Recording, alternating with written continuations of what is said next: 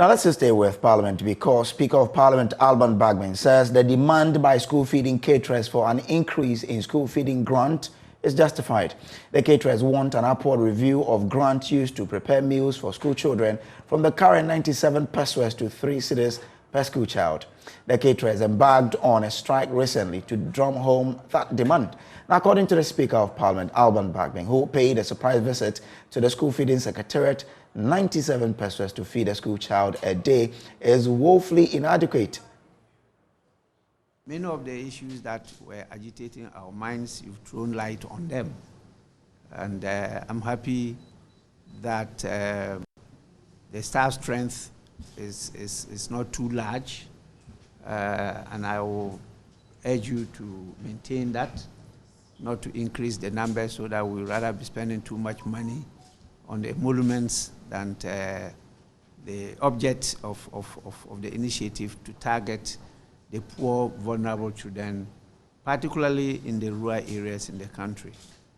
We're grateful for what you're doing. We see that really there's a challenge. The challenge is in financing. Definitely the caterers, as we said, they do the pre-finance. And because of the global economic situation, which has definitely affected Ghana, there is a need for an upward adjustment of the amount that you give to them. Definitely 97 pesewas is on the low side. Their demand is justified.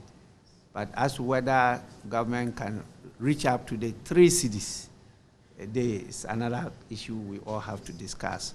It's with this that I want to call on other stakeholders, including the private sector and charitable organizations, to come on board. I think it's a very critical initiative, a very good initiative by the former president. It's a national policy that is supported nationally by all of us, and it's passed through various governments. So it's something that we should all put our hands on deck. And I want to assure you that Parliament will do our bit. We'll be taking the sector ministers on board.